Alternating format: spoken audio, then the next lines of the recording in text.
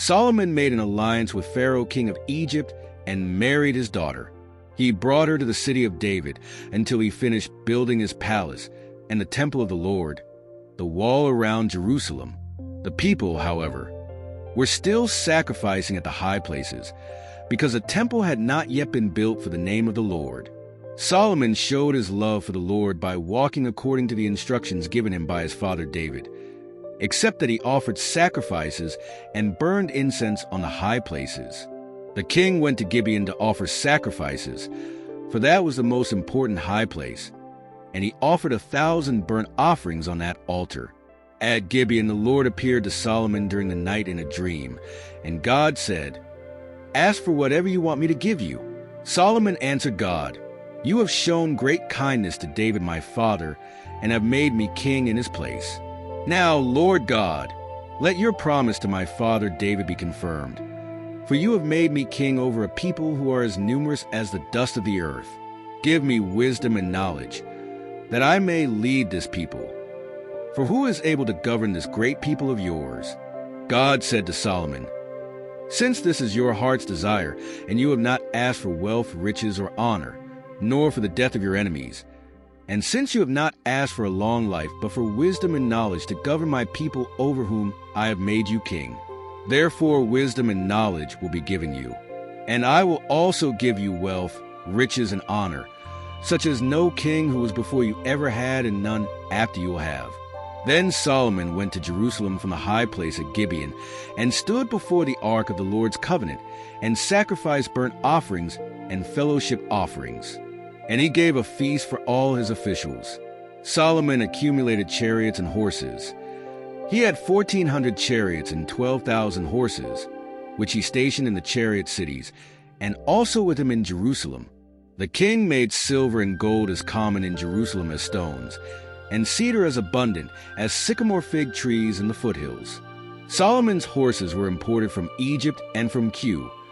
The royal merchants purchased them from Kue at the current price. They imported a chariot from Egypt for 600 shekels of silver, and a horse for 150. They also exported them to all the kings of the Hittites and of the Arameans. Solomon gave orders to build a temple for the name of the Lord and a royal palace for himself. He conscripted laborers from all Israel, 30,000 men. He sent them off to Lebanon in shifts of 10,000 a month, so that they spent 1 month in Lebanon and 2 months at home. Adoniram was in charge of the forced labor. Solomon also had 70,000 carriers and 80,000 stonecutters in the hills, as well as 3,300 foremen who supervised the project and directed the workers. At the king's command, they removed from the quarry large blocks of quality stone to provide a foundation of dressed stone for the temple. The craftsmen of Solomon and Huram and the men of Jebel cut and prepared the timber and stone for the building of the temple. Solomon sent this message to Huram, king of Tyre: "Send me cedar logs as you did for my father David when you sent him cedar to build a palace for himself. I am about to build a temple for the name of the Lord my God, and to dedicate it to him for burning fragrant incense before him, for setting out the consecrated bread regularly, and for making burnt offerings every morning and evening, and on the Sabbaths, at the new moons and at the appointed festivals of the Lord our God. This is a lasting ordinance for Israel. The temple I am going to build will be great, because our God is greater than all other gods. But who is able to build a temple for him, since the heavens, even the highest heavens, cannot contain him? Who then am I to build a temple for him, except as a place to burn sacrifices before him? Send me, therefore, a man skilled to work in gold and silver, bronze and iron, and in purple, crimson, and blue yarn, and experienced in the art of engraving to work in Judah and Jerusalem with my skilled workers, whom my father David provided. Send me also cedar, juniper, and algal logs from Lebanon, for I know that your servants are skilled in cutting timber there. My servants will work with yours to provide me with plenty of timber, because the temple I build must be large and magnificent. I will give your servants, the woodsmen who cut the timber, 20,000 cores of crushed wheat, 20,000 cores of barley, 20,000 baths of wine, and 20,000 baths of olive oil." Huram, king of Tyre, replied by letter to Solomon: Because the Lord loves his people, he has made you their king." Huram said, "Praise be to the Lord, the God of Israel, who made heaven and earth. He has given King David a wise son, endowed with intelligence and discernment, who will build a temple for the Lord and a royal palace for himself. I am sending you Huram-Abi, a skilled craftsman, whose mother was from Dan and whose father was from Tyre. He is trained to work in gold and silver, bronze and iron, stone and wood, and with purple and blue and crimson yarn and fine linen. He can engrave all kinds of engravings and can execute any design given to him. He will work with your craftsmen and with those of my lord David your father. Now let my lord send his servants the wheat and barley and the olive oil and wine he promised, and we will cut whatever timber you need from Lebanon and bring it to you as rafts by sea to Joppa. You can then take it up to Jerusalem." Solomon took a census of all the foreigners in Israel after the census his father David had taken, and they were found to be 153,600. He assigned 70,000 of them to be carriers and 80,000 to be stonecutters in the hills, and 3,600 as foremen to keep the people working. Then Solomon began to build the temple of the Lord in Jerusalem on Mount Moriah, where the Lord had appeared to his father David. It was on the threshing floor of Araunah the Jebusite, the place provided by David. He began building on the 2nd day of the 2nd month in the 4th year of his reign. The foundation Solomon laid for building the temple of God was 60 cubits long and 20 cubits wide, using the cubit of the old standard. The vestibule at the front of the temple was 20 cubits long across the width of the temple and 20 cubits high. He overlaid the inside with pure gold. He paneled the main hall with juniper and covered it with fine gold and decorated it with palm trees and chains. He adorned the temple with precious stones, and the gold he used was gold of Parvaim. He overlaid the ceiling beams, door frames, walls and doors of the temple with gold, and he carved cherubim on the walls. He made the most holy place, its length corresponding to the width of the temple, 20 cubits long and 20 cubits wide. He overlaid the inside with 600 talents of fine gold. The gold nails weighed 50 shekels. He also overlaid the upper parts with gold. In the most holy place, he made 2 cherubim of carved wood and overlaid them with gold. The wings of the cherubim extended 20 cubits. One wing of the first cherub was 5 cubits long and touched the wall of the temple. The other wing was 5 cubits long and touched the wing of the other cherub. Similarly, the second cherub had one wing 5 cubits long and touched the wall. The other wing also touched the first cherub. The wings of these cherubim extended 20 cubits upward. They stood on their feet, facing the main hall. He made the curtain of blue, purple, and crimson yarn and fine linen, with cherubim worked into it. In the front of the temple, he made 2 pillars, which together were 35 cubits high. Each pillar was 5 cubits wide on top. He made interwoven chains and put them on top of the pillars. He also made 100 pomegranates and attached them to the chains. He erected the pillars in front of the temple, one to the south and one to the north. The one to the south he named Jachin, and the one to the north Boaz. He made a bronze altar 20 cubits long, 20 cubits wide, and 10 cubits high. He made the sea of cast metal, circular in shape, 10 cubits from rim to rim, 5 cubits high and 30 cubits in circumference. Below the rim, figures of bulls encircled it, 10 to a cubit.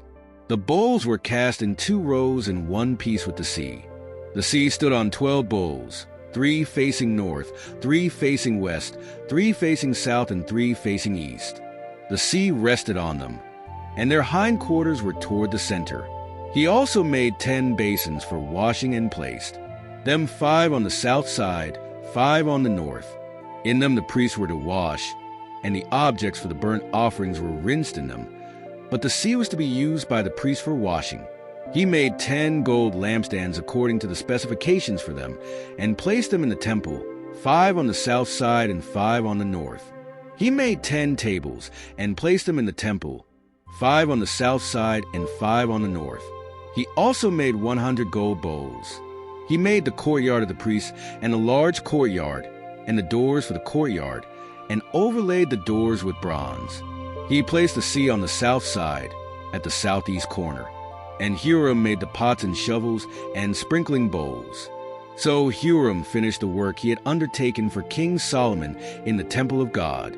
The 2 pillars, the bowl-shaped tops of the pillars, the 2 sets of network decorating the bowl-shaped tops of the pillars, the 400 pomegranates for the 2 networks, 2 rows of pomegranates for each network decorating the bowl-shaped tops of the pillars, the pots, shovels, and the meat forks.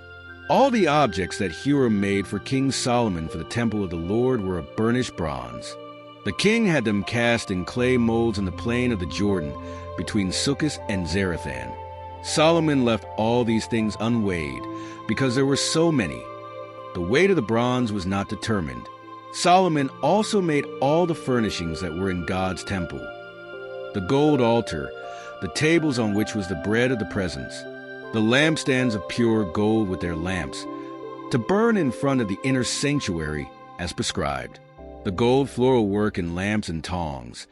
They were made of pure gold, the pure gold basins with trimmers, sprinkling bowls, dishes, and censers, and the gold doors of the temple, the inner doors to the most holy place, and the doors of the main hall of the temple. When all the work Solomon had done for the temple of the Lord was finished, he brought in the things his father David had dedicated, the silver and gold and all the furnishings, and he placed them in the treasuries of God's temple.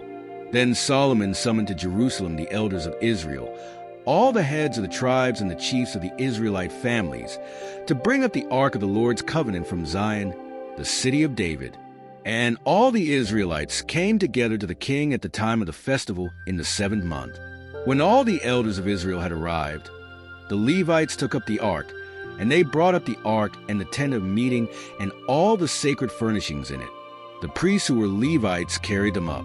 King Solomon and the entire assembly of Israel that had gathered about him were before the ark, sacrificing so many sheep and cattle that they could not be recorded or counted.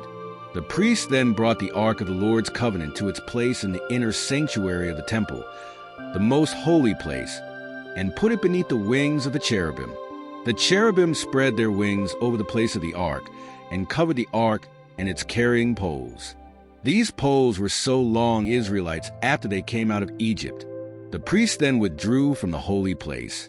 All the priests who were there had consecrated themselves, regardless of their divisions.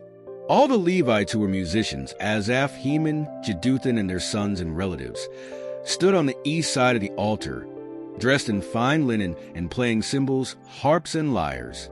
They were accompanied by 120 priests sounding trumpets. The trumpeters and musicians joined in unison to give praise and thanks to the Lord. Accompanied by trumpets, cymbals, and other instruments, the singers raised their voices in praise to the Lord and sang, "He is good. His love endures forever."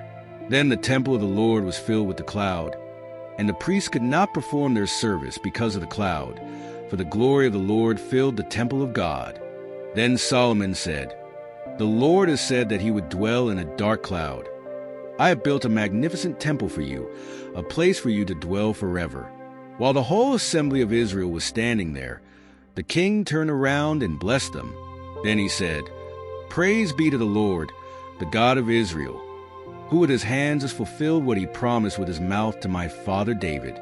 For he said, 'Since the day I brought my people out of Egypt, I have not chosen a city in any tribe of Israel to have a temple built so that my name might be there, nor have I chosen anyone to be a leader over my people Israel.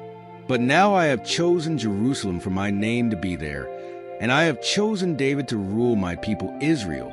My father David had it in his heart to build a temple for the name of the Lord, the God of Israel.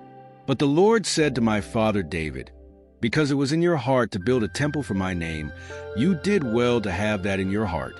Nevertheless, you are not the one to build the temple, but your son, who is your own flesh and blood. He is the one who will build the temple for my name. The Lord has kept the promise he made. I have succeeded David my father, and now I sit on the throne of Israel, just as the Lord promised, and I have built the temple for the name of the Lord, the God of Israel. There I have placed the ark in which is the covenant of the Lord that he made with the Israelites. Then Solomon stood before the altar of the Lord in front of the whole assembly of Israel and spread out his hands. Now he had made a bronze platform, 5 cubits long, 5 cubits wide, and 3 cubits high, and had placed it in the center of the outer court. He stood on the platform and then knelt down before the whole assembly of Israel and spread out his hands toward heaven. He said, "Lord, the God of Israel, there is no God like you in heaven or on earth. You who keep your covenant of love with your servants who continue wholeheartedly in your way. You have kept your promise to your servant David my father. With your mouth you have promised, and with your hand you have fulfilled it, as it is today. Now, Lord, the God of Israel, keep for your servant David my father the promises you made to him when you said, 'You shall never fail to have a successor to sit before me on the throne of Israel, if only your descendants are careful in all they do to walk before me according to my law, as you have done.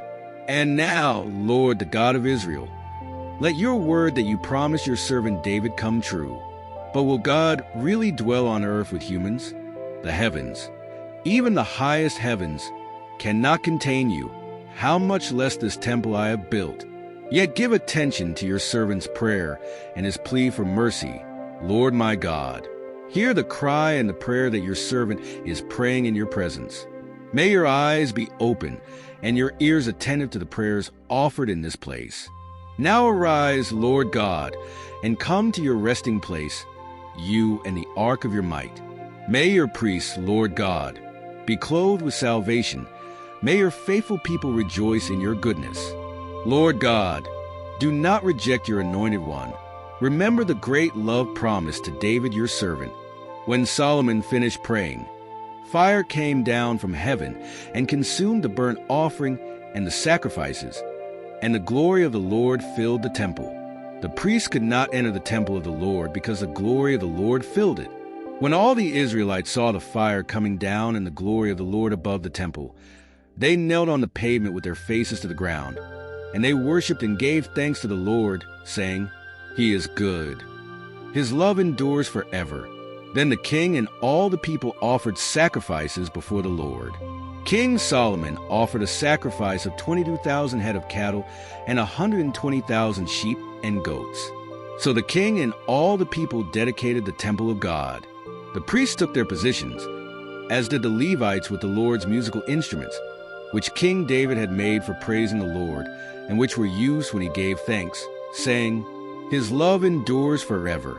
Opposite the Levites, the priests blew their trumpets, and all the Israelites were standing. Solomon consecrated the middle part of the courtyard in front of the temple of the Lord, and there he offered burnt offerings and the fat of the fellowship offerings, because the bronze altar he had made could not hold the burnt offerings, the grain offerings, and the fat portions. So Solomon celebrated the festival at that time, and all Israel with him, a vast assembly, people from Lebo Hamath to the Wadi of Egypt. 7th day of the month they held a sacred assembly. For the dedication of the altar they had celebrated for 7 days, and the festival for 7 days more. On the 8th day they held a sacred assembly, for they had celebrated the dedication of the altar for 7 days, and the festival for 7 days. The 8th day was a solemn assembly. They offered burnt offerings to the Lord. And on that day they sacrificed a total of 200 bulls, 1,000 rams, and 7,000 sheep and goats. The priests and the Levites were stationed in their positions, according to the commands of David and Solomon, and they dedicated the temple of the Lord and the altar.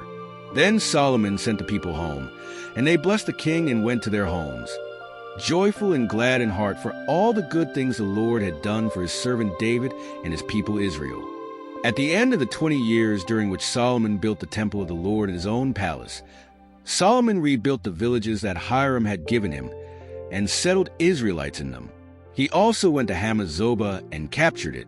He built up Tadmor in the desert and all the store cities he had built in Hamath. He rebuilt Upper Beth Horon and Lower Beth Horon as fortified cities, with walls and with gates and bars, as well as Baalath and all his store cities, and all the cities for his chariots and for his horses. Whatever he desired to build in Jerusalem, in Lebanon, and throughout all the territory he ruled. There were still people left from the Hittites, Amorites, Perizzites, Hivites, and Jebusites, These people were not Israelites. Solomon conscripted the descendants of all these people remaining in the land to serve as slave labor, as it is to this day. But Solomon did not make slaves of the Israelites for his work. They were his fighting men, his officials, his commanders, and his chariot officers and his charioteers. They were also the chief officials in charge of Solomon's projects, 350 in all, and they supervised the people who did the work. King Solomon brought Pharaoh's daughter up from the city of David to the palace he had built for her. For he said, "My wife must not live in the palace of David, king of Israel, because the places the ark of the Lord has entered are holy." On the holy altar Solomon offered burnt offerings to the Lord, according to the daily requirement for offerings commanded by Moses, for the Sabbaths, the new moons, and the 3 annual festivals, the festival of unleavened bread, the festival of weeks, and the festival of tabernacles. In keeping with the ordinance of his father David, he appointed the divisions of the priests for their duties, and the Levites to lead the praise and to assist the priests in their daily duties. He also assigned the gatekeepers by divisions at each gate, for this was what David the man of God had ordered. They did not deviate from the commands of the king to the priests and Levites in any matter, including that of the treasuries. All King Solomon's work was carried out from the day the foundation of the temple of the Lord was laid until its completion. So the temple of the Lord was finished. Then Solomon went to Ezion-Geber and Elath on the coast of Edom. Hiram sent him ships commanded by his own men, sailors who knew the sea. They sailed to Tarshish, bringing back gold, silver and ivory, and apes and baboons. King Solomon gave 20 towns in Galilee to Hiram. Hiram went from Tyre to see the towns that Solomon had given him, but they did not please him. "What kind of towns are these you have given me, my brother?" he asked. "They are called the land of Kabul to this day." Now Hiram had sent to the king 120 talents of gold. When the queen of Sheba heard of Solomon's fame, she came to Jerusalem to test him with hard questions, arriving with a very great caravan, with camels carrying spices, large quantities of gold and precious stones. She came to Solomon and talked with him about all that she had on her mind. Solomon answered all her questions. Nothing was too hard for him to explain to her. When the queen of Sheba saw the wisdom of Solomon, as well as the palace he had built, the food on his table, the seating of his officials, the attending servants in their robes, his cupbearers, and the burnt offerings he made at the temple of the Lord, she was overwhelmed. She said to the king, "The report I heard in my own country about your achievements and your wisdom is true. But I did not believe what they said until I came and saw with my own eyes. Indeed, not even half was told me. In wisdom and wealth you have far exceeded the report I heard. How happy your people must be, how happy your officials, who continually stand before you and hear your wisdom. Praise be to the Lord your God, who has delighted in you and placed you on his throne as king to rule for the Lord your God, because of the love of your God for Israel and his desire to uphold them forever. He has made you king over them to maintain justice and righteousness." And she gave the king 120 talents of gold, large quantities of spices and precious stones. Never again were so many spices brought in as those the queen of Sheba gave to King Solomon. The servants of Hiram and the servants of Solomon brought gold from Ophir. They also brought algal wood and precious stones. The king made benches of algal wood for the temple of the Lord and for the royal palace. And he made harps and lyres for the musicians. Nothing like them had ever been seen in Judah. King Solomon gave the queen of Sheba all she desired and asked for, besides what he had given her out of his royal bounty. Then she left and returned with her retinue to her own country. The weight of the gold that Solomon received yearly was 666 talents, not including the revenues from merchants and traders, and from all the Arabian kings and the governors of the land. King Solomon made 200 large shields of hammered gold. 600 shekels of gold went into each shield. He made 300 small shields of hammered gold, with 300 shekels of gold in each small shield. The king put them in the palace of the forest of Lebanon. Then the king made a great throne inlaid with ivory and overlaid with the finest gold. The throne had 6 steps, and a footstool of gold was attached to it. On both sides of the seat were armrests, with a lion standing beside each of them. 12 lions stood on the 6 steps, one at either end of each step. Nothing like it had ever been made for any other kingdom. All King Solomon's goblets were gold, and all the household articles in the palace of the forest of Lebanon were pure gold. Nothing was made of silver, because it was considered of little value in Solomon's days. The king's merchants went to Tarshish for gold. Every 3 years they returned, bringing gold, silver and ivory, and apes and baboons. King Solomon was greater in riches and wisdom than all the other kings of the earth. All the kings of the earth sought audience with Solomon to hear the wisdom God had put in his heart. Year after year, everyone who came brought a gift: articles of silver and gold, robes, weapons and spices, and horses and mules. Solomon had 4,000 stalls for horses and chariots, and 12,000 horses, which he kept in the chariot cities, and also with him in Jerusalem. He ruled over all the kings from the Euphrates River to the land of the Philistines, as far as the border of Egypt. The king made silver as common in Jerusalem as stones, and cedar as plentiful as sycamore fig trees in the foothills. Solomon's horses were imported from Egypt and from Kue. The royal merchants purchased them from Kue at the current price. They imported a chariot from Egypt for 600 shekels of silver, and a horse for 150. They also exported them to all the kings of the Hittites and of the Arameans. Rehoboam went to Shechem, for all Israel had gone there to make him king. When Jeroboam son of Nebat heard this, he was in Egypt, where he had fled from King Solomon. He returned to Egypt. So they sent for Jeroboam, and he and all Israel went to Rehoboam and said to him, "Your father put a heavy yoke on us, but now lighten the harsh labor and the heavy yoke he put on us, and we will serve you."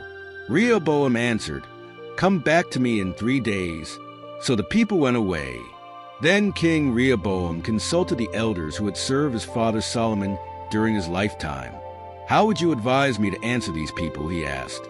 They replied, "If you will be kind to them and please them, and give them a favorable answer, they will always be your servants." But Rehoboam rejected the advice the elders gave him and consulted the young men who had grown up with him and were serving him. He asked them, "What is your advice? How should we answer these people who say to me, 'Lighten the yoke your father put on us'? I will make it even heavier. My father scourged you with whips. I will scourge you with scorpions." 3 days later Jeroboam and all the people returned to Rehoboam, as the king had said. The king answered them harshly, rejecting the advice of the elders. He followed the advice of the young men and said, "My father made your yoke heavy. I will make it even heavier. My father scourged you with whips. I will scourge you with scorpions."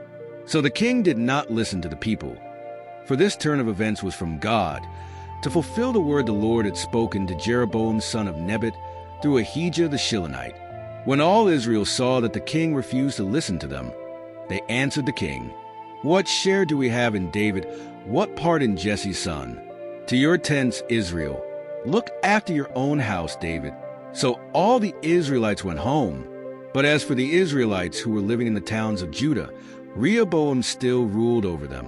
King Rehoboam sent out Adoniram, who was in charge of forced labor, but the Israelites stoned him to death. King Rehoboam, however, managed to escape to his chariot and fled to Jerusalem. So Israel has been in rebellion against the house of David to this day. When Rehoboam arrived in Jerusalem, he mustered Judah and Benjamin, 180,000 able young men to go to war and fight against Israel and to regain the kingdom for Rehoboam. But this word of the Lord came to Shemaiah the man of God. "Say to Rehoboam son of Solomon, king of Judah, and to all Israel in Judah and Benjamin, this is what the Lord says: Do not go up to fight against your fellow Israelites. Everyone go home, for this is my doing." So they obeyed the word of the Lord and went home again, as the Lord had ordered. Rehoboam settled in Jerusalem and built up towns for defense in Judah. He fortified Bethlehem, Etam, Tekoa, Bethzer, Soko, Adullam, Gath, Mareshah, Ziph, Adoraim, Lachish, Azekah, Zorah, Aijalon, and Hebron. These were fortified cities in Judah and Benjamin. He strengthened their defenses and put commanders in them, with supplies of food, olive oil, and wine. He put shields and spears in all the cities and made them very strong. So Judah and Benjamin were his. The priests and Levites from all their districts throughout Israel sided with him. The Levites even abandoned their pasture lands and property and came to Judah and Jerusalem, because Jeroboam and his sons had rejected them as priests of the Lord. When he appointed his own priests for the high places and for the goat and calf idols he had made, those from every tribe of Israel who had set their hearts on seeking the Lord, the God of Israel, followed the Levites to Jerusalem to offer sacrifices to the Lord, the God of their ancestors. They strengthened the kingdom of Judah and supported Rehoboam son of Solomon 3 years, because they had been faithful to David and Solomon during this time. Rehoboam married Mahalath, who was the daughter of Jerimoth son of David, and of Abihail the daughter of Eliab son of Jesse. She bore him sons, Jush, Shemariah, and Zaim. Later he married Maacah daughter of Absalom, who bore him Abijah, Attai, Ziza, and Shelemith. Rehoboam loved Maacah daughter of Absalom more than any of his other wives and concubines. In all, he had 18 wives and 60 concubines, and 28 sons and 60 daughters. Rehoboam appointed Abijah son of Maacah as crown prince among his brothers, in order to make him king. He acted wisely and distributed some of his sons to the fortified cities throughout Judah and Benjamin, and gave them abundant provisions. He also took many wives for them. After Rehoboam's position as king was established and he had become strong, he and all Israel with him abandoned the law of the Lord. Because they had been unfaithful to the Lord, Shishak king of Egypt attacked Jerusalem in the 5th year of King Rehoboam, with 1,200 chariots and 60,000 horsemen, and the innumerable troops of Libyans, Sukiites, and Cushites that came with him. He invaded the land and captured the fortified cities of Judah and came as far as Jerusalem. Then the prophet Shemaiah came to Rehoboam and to the leaders of Judah, who had assembled in Jerusalem for fear of Shishak. He said to them, "This is what the Lord says, You have abandoned me. Therefore I now abandon you to Shishak." The leaders of Israel and the king humbled themselves and said, "The Lord is just." When the Lord saw that they had humbled themselves, this word of the Lord came to Shemaiah: "They have humbled themselves, so I will not destroy them, but will soon give them deliverance. My wrath will not be poured out on Jerusalem through Shishak. Nevertheless, they will become his subjects, so that they may learn the difference between serving me and serving the kings of other lands." When Shishak king of Egypt attacked Jerusalem, he took away the treasures of the temple of the Lord and the treasures of the royal palace. He took everything, including the gold shield Solomon had made. So King Rehoboam made bronze shields to replace them, and assigned these to the commanders of the guard on duty at the entrance to the royal palace. Whenever the king went to the Lord's temple, the guards went with him, bearing the shields, and afterward they returned them to the guardroom. Because Rehoboam humbled himself, the Lord's anger turned from him, and he was not totally destroyed. Indeed, there was some good in Judah. King Rehoboam established himself firmly in Jerusalem and continued as king. He was 41 years old when he became king, and he reigned 17 years in Jerusalem, the city the Lord had chosen out of all the tribes of Israel in which to put his name. His mother's name was Naamah. She was an Ammonite. The king did evil because he had not set his heart on seeking the Lord. As for the events of Rehoboam's reign, from beginning to end, are they not written in the book of the annals of the kings of Judah? There was continual warfare between Rehoboam and Jeroboam. Rehoboam rested with his ancestors and was buried in the city of David, and Abijah his son succeeded him as king. In the 18th year of the reign of Jeroboam, Abijah became king of Judah, and he reigned in Jerusalem 3 years. His mother's name was Micaiah daughter of Uriel of Gibeah. There was war between Abijah and Jeroboam. Abijah went into battle with an army of 400,000 able fighting men, and Jeroboam drew up his battle lines against him with 800,000 able troops. Abijah stood on Mount Zemaraim in the hill country of Ephraim and said, Jeroboam and all Israel, listen to me. Don't you know that the Lord, the God of Israel, has given the kingship of Israel to David and his descendants forever by a covenant of salt? Yet Jeroboam, son of Nebat, an official of Solomon, son of David, rebelled against his master.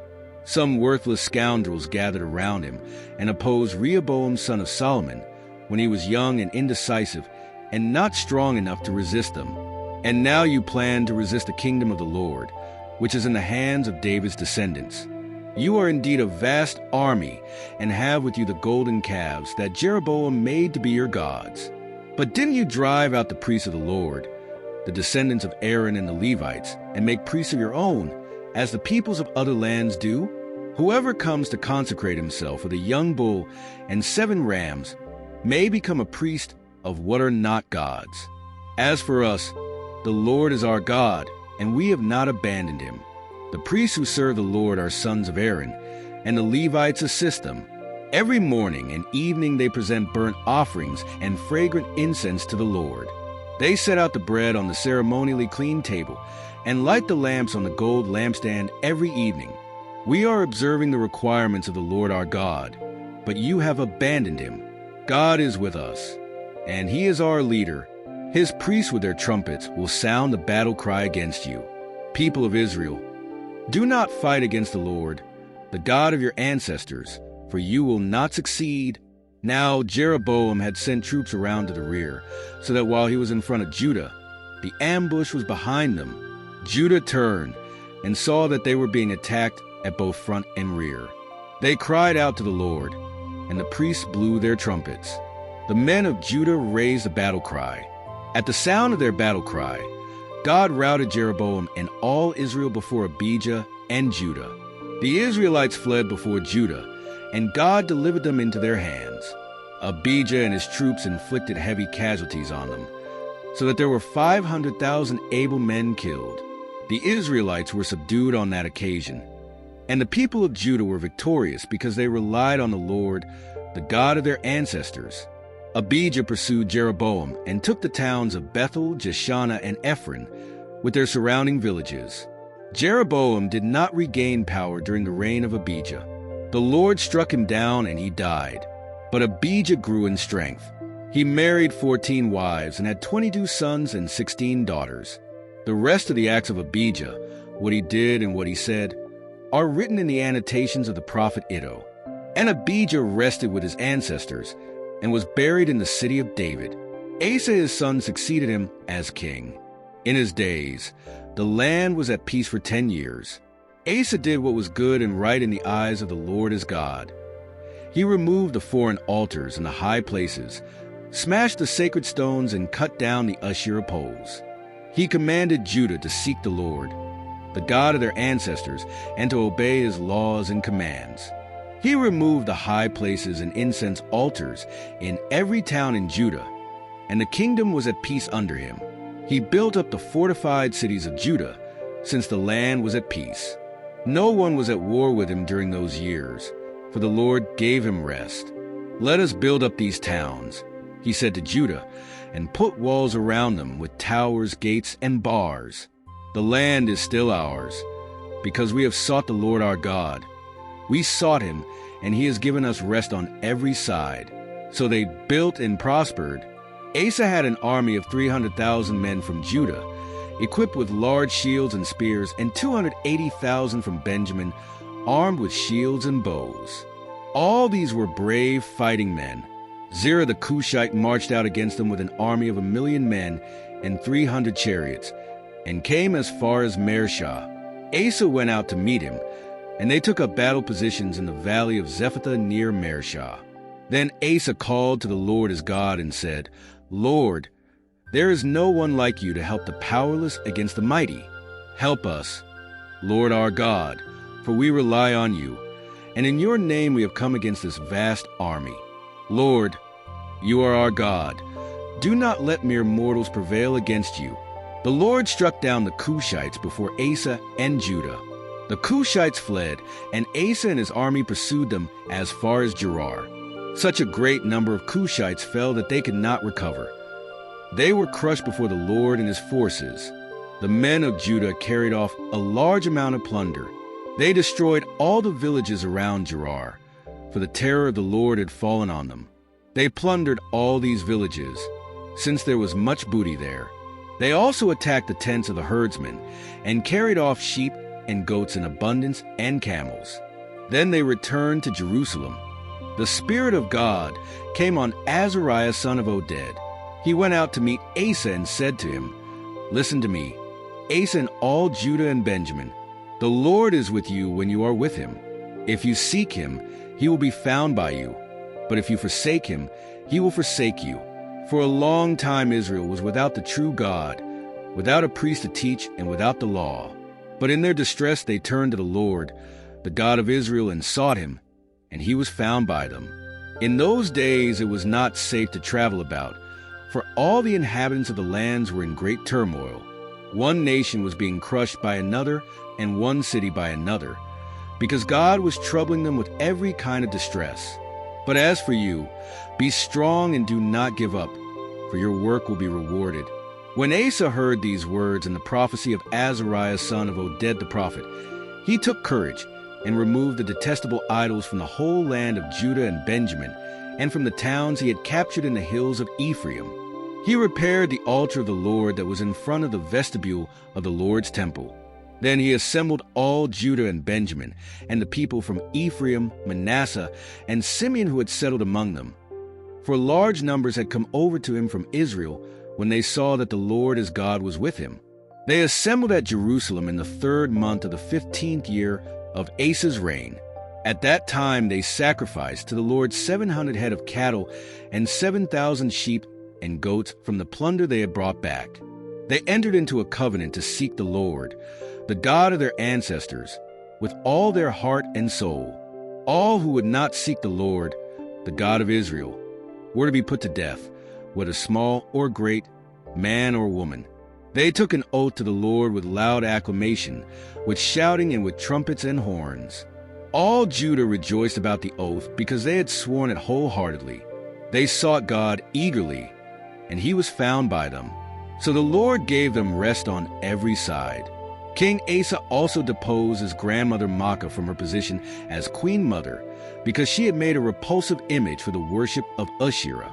Asa cut it down, broke it up, and burned it in the Kidron Valley. Although he did not remove the high places from Israel, Asa's heart was fully committed to the Lord all his life. He brought into the temple of God the silver and gold, and the articles that he and his father had dedicated. There was no more war until the 35th year of Asa's reign. In the 36th year of Asa's reign, Baasha king of Israel went up against Judah and fortified Ramah to prevent anyone from leaving or entering the territory of Asa king of Judah. Asa then took the silver and gold out of the treasuries of the Lord's temple and of his own palace, and sent it to Ben-Hadad king of Aram, who was ruling in Damascus. "Let there be a treaty between me and you," he said, "as there was between my father and your father. See, I am sending you silver and gold. Now break your treaty with Baasha king of Israel, so he will withdraw from me." Ben-Hadad agreed with King Asa and sent the commanders of his forces against the towns of Israel. They conquered Ijon, Dan, Abel-Maim, and all the towns of Naphtali. When Baasha heard this, he stopped building Ramah and abandoned his work. Then King Asa brought all the men of Judah, and they carried away from Ramah the stones and timber Baasha had been using. With them he built up Geba and Mizpah. At that time Hanani the seer came to Asa king of Judah and said to him, "Because you relied on the king of Aram and not on the Lord your God, the army of the king of Aram has escaped from your hand. Were not the Cushites and Libyans a mighty army with great numbers of chariots and horsemen, people?" The events of Asa's reign, from beginning to end, are written in the book of the kings of Judah and Israel. In the 39th year of his reign, Asa was afflicted with a disease in his feet. Though his disease was severe, even in his illness he did not seek help from the Lord, but only from the physicians. Then in the 41st year of his reign, Asa died and rested with his ancestors. They buried him in the tomb he had cut out for himself in the city of David. They laid him on a bier covered with spices and various blended perfumes, and they made a huge fire in his honor. Jehoshaphat his son succeeded him as king and strengthened himself against Israel. He stationed troops in all the fortified cities of Judah and put garrisons in the land of Judah and in the towns of Ephraim that his father Asa had captured. The Lord was with Jehoshaphat because he followed the ways of his father David before him. He did not consult the Baals, but sought the God of his father and followed his commands rather than the practices of Israel. The Lord established the kingdom under his control, and all Judah brought gifts to Jehoshaphat, so that he had great wealth and honor. His heart was devoted to the ways of the Lord. Furthermore, he removed the high places and the Asherah poles from Judah. In the 3rd year of his reign, he sent his officials Ben-Halel, Obadiah, Zechariah, Nethanel, and Micaiah to teach in the towns of Judah. He also sent Levites along with them: Shemaiah, Nethanel, Zebadiah, Asahel, Shemiramoth, Jehonathan, Adonijah, Tobijah, and Tobiadan. The Levites taught the people of Judah, taking with them the book of the law of the Lord. They went around to all the towns of Judah and taught the people. The fear of the Lord fell on all the kingdoms of the land surrounding Judah, so that they did not go to war against Jehoshaphat. Some Philistines brought Jehoshaphat gifts and silver as tribute, and the Arabs brought him flocks of 7,700 rams and 7,700 goats. Jehoshaphat became more and more powerful. He built forts and store cities in Judah. He had large supplies in the towns of Judah, and a fighting force of trained soldiers stationed in Jerusalem. Their enrollment by families was as follows. From Judah, the commanders of units of 1,000, Adnah the commander with 300,000 men. Next, Jehanan the commander with 280,000. Next, Amasiah son of Zichri, who volunteered himself for the Lord's service, with 200,000. From Benjamin, Eliada, a valiant soldier, with 200,000 men armed with bows and shields. Next, Jehozabad, with 180,000 men armed for battle. These were the men who served the king, besides those he stationed in the fortified cities throughout Judah. Now Jehoshaphat had riches and honor in abundance, and he allied himself with Ahab by marriage. Some years later he went down to Ahab in Samaria. Ahab slaughtered many sheep and cattle for him, and the people with him, and urged him to attack Ramoth-Gilead. Ahab king of Israel asked Jehoshaphat king of Judah, "Will you go with me against Ramoth-Gilead?" Jehoshaphat replied, "I am as you are, and my people as your people. We will join you in the war." But Jehoshaphat also said to the king of Israel, "First seek the counsel of the Lord." So the king of Israel brought together the prophets, 400 men, and asked them, "Shall we go to war against Ramoth-Gilead, or shall I refrain?" "Go," they answered, "for God will give it into the king's hand." But Jehoshaphat asked, "Is there not a prophet of the Lord here whom we can inquire of?" The king of Israel answered Jehoshaphat, "There is still one man through whom we can inquire of the Lord. I hate him because he never prophesies anything good about me, but always bad. He is Micaiah son of Imlah." Jehoshaphat said, "The king should not say that." So the king of Israel called one of his officials and said, "Bring Micaiah son of Imlah at once, dressed in their royal robes."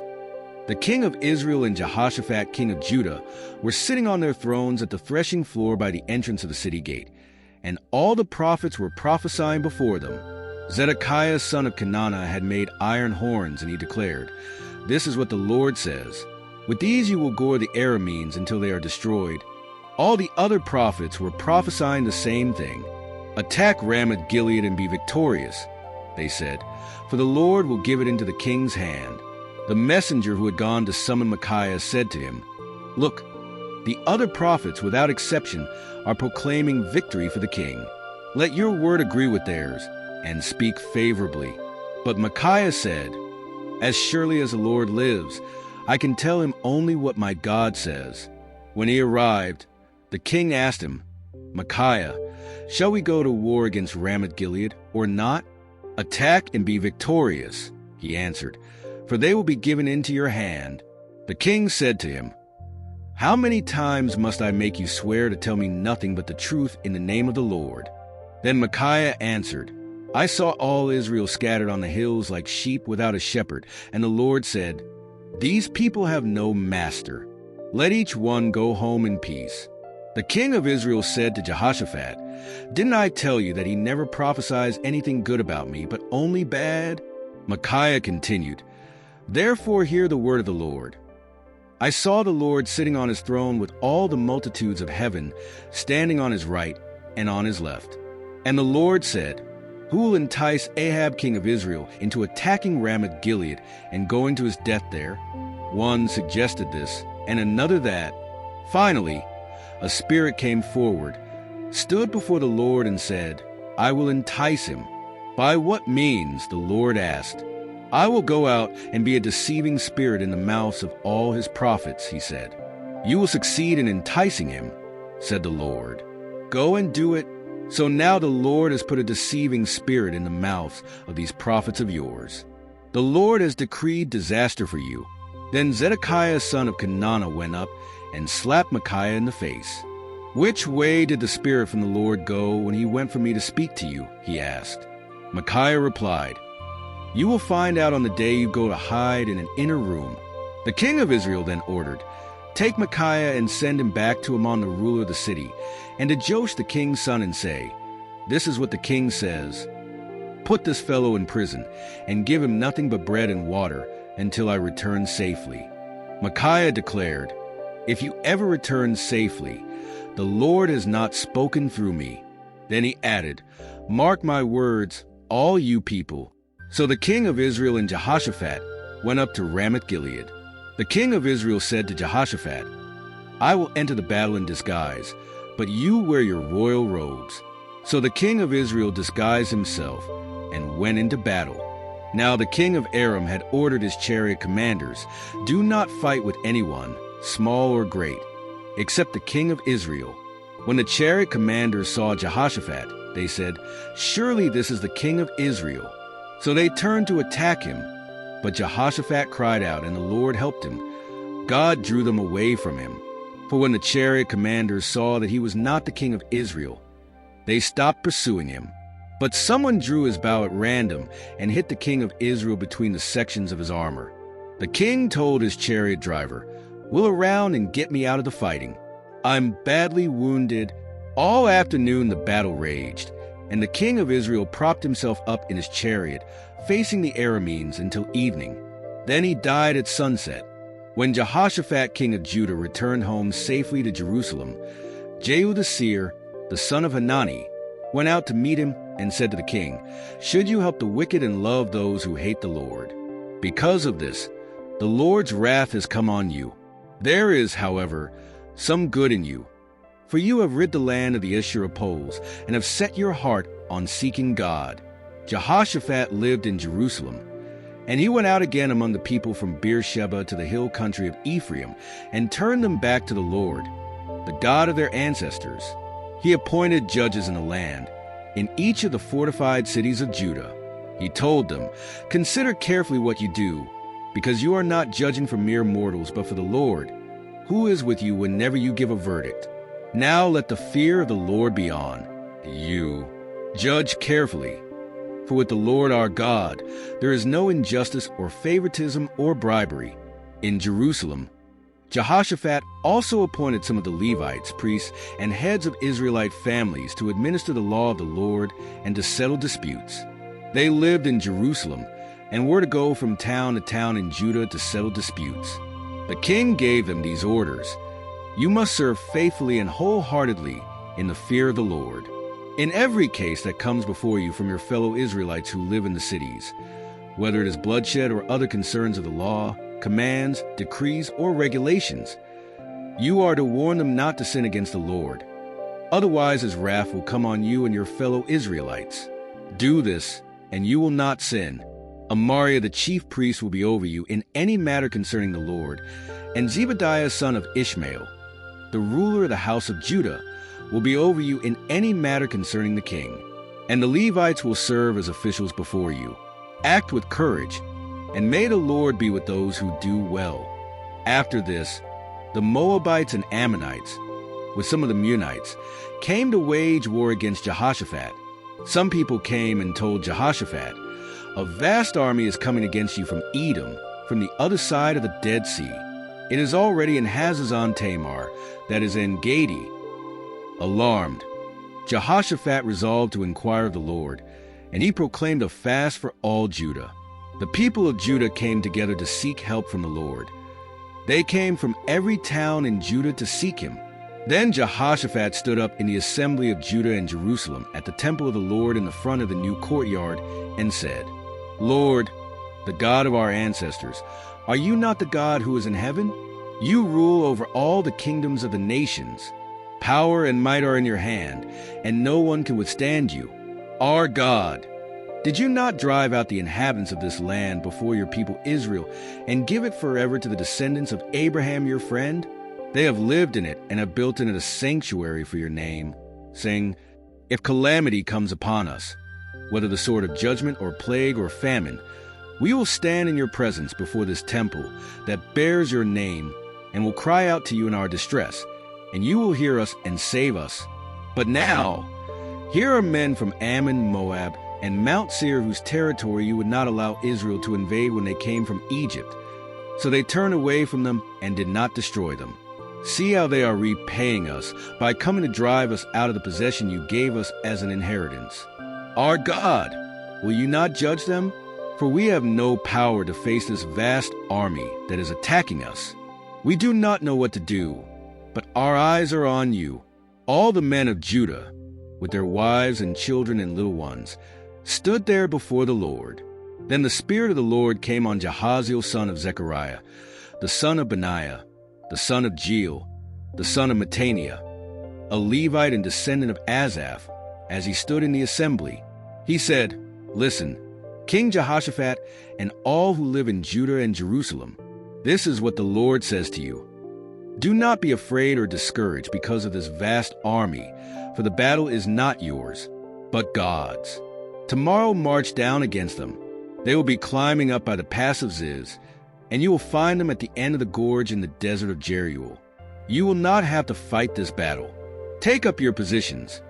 Stand firm and see the deliverance the Lord will give you, Judah and Jerusalem. Do not be afraid. Do not be discouraged. Go out to face them tomorrow, and the Lord will be with you.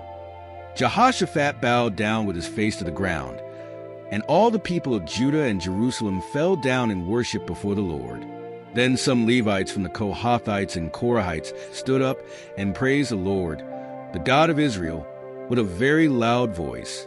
Early in the morning, they left for the desert of Tekoa. As they set out, Jehoshaphat stood and said, Listen to me, Judah and people of Jerusalem. Have faith in the Lord your God, and you will be upheld. Have faith in his prophets, and you will be successful. After consulting the people, Jehoshaphat appointed men to sing to the Lord and to praise him for the splendor of his holiness as they went out at the head of the army, saying, Give thanks to the Lord, for his love endures forever. As they began to sing and praise, the Lord set ambushes against the men of Ammon and Moab and Mount Seir, who were invading Judah, and they were defeated. The Ammonites and Moabites rose up against the men from Mount Seir to destroy and annihilate them. After they finished slaughtering the men from Seir, they helped to destroy one another. When the men of Judah came to the place that overlooks the desert and looked toward the vast army, they saw only dead bodies lying on the ground. No one had escaped. So Jehoshaphat and his men went to carry off their plunder, and they found among them a great amount of equipment and clothing and also articles of value, more than they could take away. There was so much plunder that it took 3 days to collect it. On the 4th day, they assembled in the valley of Barakah, where they praised the Lord. This is why it is called the valley of Barakah to this day. Then, led by Jehoshaphat, all the men of Judah and Jerusalem returned joyfully to Jerusalem, for the Lord had given them cause to rejoice over their enemies. They entered Jerusalem and went to the temple of the Lord with harps and lyres and trumpets. The fear of God came on all the surrounding kingdoms when they heard how the Lord had fought against the enemies of Israel. And the kingdom of Jehoshaphat was at peace, for his God had given him rest on every side. Jehoshaphat rested with his ancestors and was buried with them in the city of David. And Jehoram his son succeeded him as king. Jehoram established himself over his father's kingdom and strengthened himself against Israel. He put to the sword all his brothers and some of the princes of Israel. Jehoram was 32 years old when he became king, and he reigned in Jerusalem 8 years. He walked in the ways of the kings of Israel, as the house of Ahab had done, for he married a daughter of Ahab. He did evil in the eyes of the Lord. Nevertheless, because of the covenant the Lord had made with David, the Lord was not willing to destroy the house of David. He had promised to maintain a lamp for him and his descendants forever. In the time of Jehoram, Edom rebelled against Judah and set up its own king. So Jehoram went there with his officers and all his chariots. The Edomites surrounded him and his chariot commanders, but he rose up and broke through by night. To this day, Edom has been in rebellion against Judah. Libnah revolted at the same time, because Jehoram had forsaken the Lord, the God of his ancestors. He had also murdered his brothers, who were better than he, when the Lord afflicted Jehoram with an incurable disease of the bowels. In the course of time, at the end of the 2nd year, his bowels came out because of the disease, and he died in great pain. His people made no fire in his honor, as they had done for his ancestors. Jehoram was 32 years old when he became king, and he reigned in Jerusalem 8 years. He passed away, to no one's regret, and was buried in the city of David, but not in the tombs of the kings. Then the people of Jerusalem made Ahaziah, Jehoram's youngest son, king in his place, since the raiders who came with the Arabs had killed all the older sons. So Ahaziah, son of Jehoram, king of Judah, began to reign. Ahaziah was 22 years old when he became king, and he reigned in Jerusalem 1 year. His mother's name was Athaliah, a granddaughter of Omri. He too followed the ways of the house of Ahab, for his mother encouraged him to act wickedly. He did evil in the eyes of the Lord, as the house of Ahab had done. For after the death of his father they became his advisers, to his undoing. He also followed their counsel, and went with Jehoram son of Ahab king of Israel to wage war against Hazael king of Aram at Ramoth-Gilead. The Arameans wounded Jehoram. He returned to Jezreel to recover from the wounds they had inflicted on him at Ramoth in his war against Hazael king of Aram. Ahaziah son of Jehoram king of Judah went down to Jezreel to see Jehoram son of Ahab because he had been wounded. Through the advice of his mother, he followed the ways of Ahab and was allied with the house of Ahab. His downfall came when he went to see Jehoram. Meanwhile, Athaliah, mother of Ahaziah, saw that her son was dead. She arose and destroyed all the royal heirs of the house of Judah. But Jehoiada, the priest, took the young prince Joash son of Ahaziah and hid him and his nurse in the bedroom from Athaliah, so she could not kill him. He remained hidden with them at the temple of God for 6 years, while Athaliah ruled the land. In the 7th year, Jehoiada sent for the commanders of units of 100, the Karaites and the guards, and had them brought to him at the temple of the Lord. He made a covenant with them and put them under oath at the temple of the Lord. Then he showed them the king's son. He commanded them, saying, "This is what you are to do. You who are in the 3 companies that are going on duty on the Sabbath, 1/3 of you guarding the royal palace, 1/3 at the Sur gate, and 1/3 at the gate behind the guard, who are to guard the temple for the king. And you, who are in the other 2 companies that normally go off Sabbath duty, are all to guard the temple for the king. Station yourselves around the king, each of you with weapons in hand. Anyone who approaches your ranks is to be put to death. Stay close to the king wherever he goes." The commanders did just as Jehoiada the priest ordered. Each one took his men, those who were going on duty on the Sabbath and those who were going off duty, and came to Jehoiada the priest. He gave the commanders the spears and shields that had belonged to King David and that were in the temple of God. He stationed all the people, each man with his weapon in his hand, around the king, near the altar and the temple, from the south side to the north side of the temple. Jehoiada and his sons brought out the king's son and put the crown on him. They presented him with a copy of the covenant and proclaimed him king. They anointed him and shouted, "Long live the king!" When Athaliah heard the noise of the people running and cheering the king, she went to them at the temple of the Lord. She looked, And there was the king standing by his pillar at the entrance. The officials and trumpeters were beside the king, and all the people of the land were rejoicing and blowing trumpets. Then Athaliah tore her robes and shouted, "Treason! Treason!" Jehoiada the priest ordered the commanders of units of 100 who were in charge of the troops, "Bring her out between the ranks and put to the sword anyone who follows her." For the priests had said, "She must not be put to death in the temple of the Lord." So they seized her as she reached the entrance of the horse gate on the palace grounds, and they put her to death there. Jehoiada then made a covenant that he, the people, and the king would be the Lord's people. All the people went to the temple of Baal and tore it down. They smashed the altars and idols and killed Mattan the priest of Baal in front of the altars. Then Jehoiada placed the oversight of the temple of the Lord in the hands of the priests, the Levites, to whom David had assigned in the temple of the Lord, to present burnt offerings to the Lord as written in the law of Moses, with rejoicing and singing as David had ordered. He also stationed gatekeepers at the gates of the Lord's temple, so that no one who was in any way unclean might enter. He took with him the commanders of units of 100, the nobles, the rulers of the people, and all the people of the land, and brought the king down from the temple of the Lord. They went into the palace from Beersheba. Joash did what was right in the eyes of the Lord all the years of Jehoiada the priest. Jehoiada chose 2 wives for him, and he had sons and daughters. Some time later, Joash decided to restore the temple of the Lord. He called together the priests and Levites and said to them, "Go to the towns of Judah and collect the money due annually from all Israel to repair the temple of your God. Do it now." But the Levites did not act at once. Therefore the king summoned Jehoiada the chief priest and said to him, "Why haven't you required the Levites to bring in from Judah and Jerusalem the tax imposed by Moses the servant of the Lord and by the assembly of Israel for the tent of the covenant law?" Now the sons of that wicked Athaliah had broken into the temple of God and had used even its sacred objects for the Baals. At the king's command, a chest was made and placed outside at the gate of the temple of the Lord. A proclamation was then issued in Judah and Jerusalem that they should bring to the Lord the tax that Moses, the servant of God, had required of Israel in the wilderness. All the officials and all the people brought their contributions gladly and dropped them into the chest until it was full.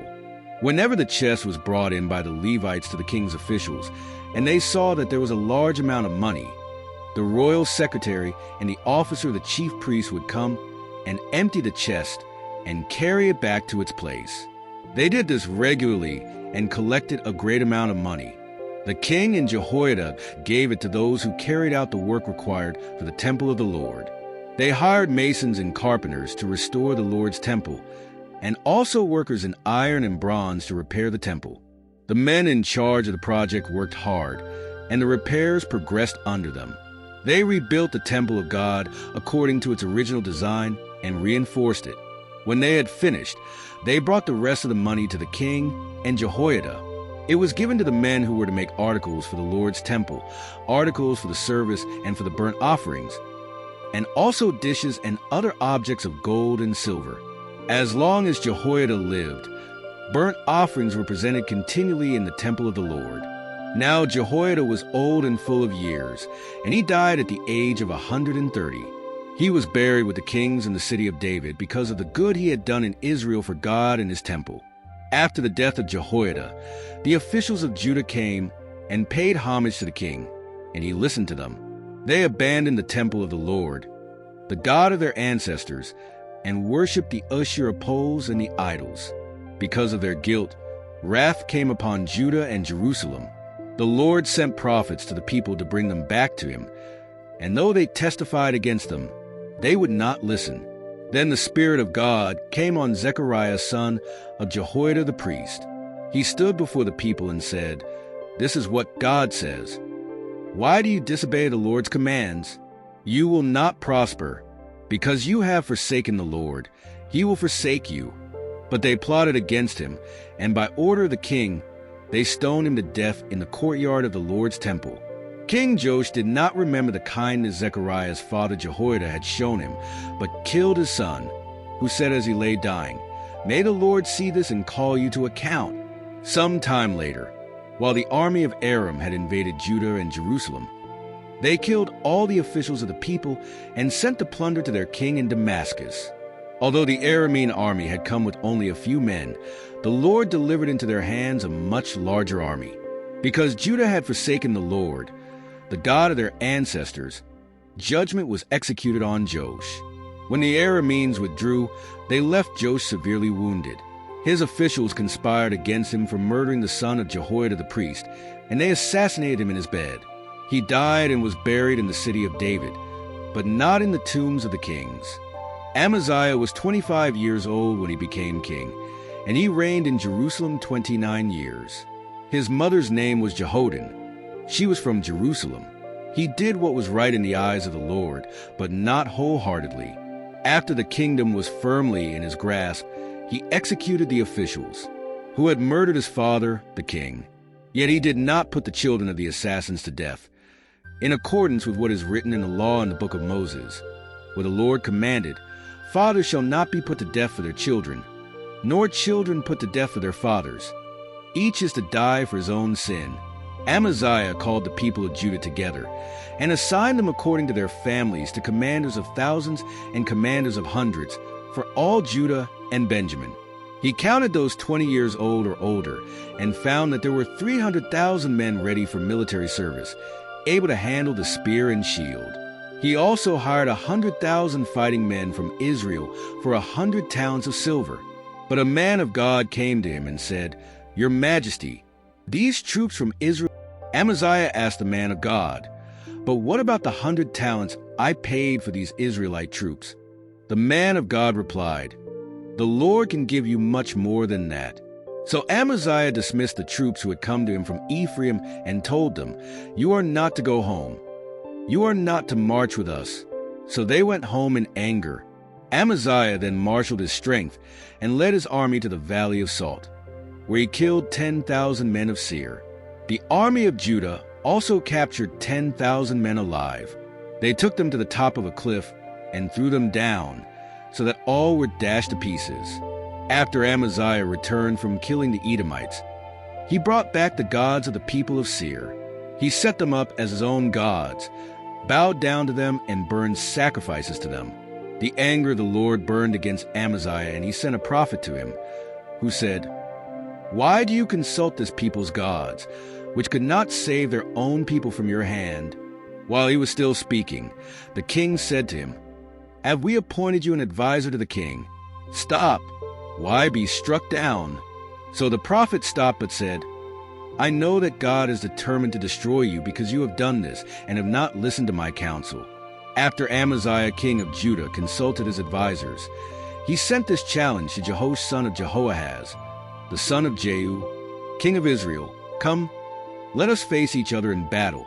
But Jehoash, king of Israel, replied to Amaziah, "A thistle in Lebanon sent a message to a cedar in Lebanon. Give your daughter to my son in marriage." But a wild beast in Lebanon came along and trampled the thistle down. You say to yourself that you have defeated Edom, and now you are arrogant and proud. But stay at home. Why ask for trouble and cause your own downfall? You and Judah will fall. Amaziah, however, would not listen, for God had intended to lead him to destruction, because Amaziah sought the gods of Edom. So Jehoash, king of Israel, attacked. He and Amaziah faced each other at Beth-shemesh in Judah. Judah was routed by Israel, and every man fled to his home. Jehoash, king of Israel, captured Amaziah, king of Judah, the son of Jehoash, the son of Ahaziah, at Beth-shemesh. Then he brought him to Jerusalem and broke down the wall of Jerusalem from the Ephraim gate to the corner gate, a section about 400 cubits long.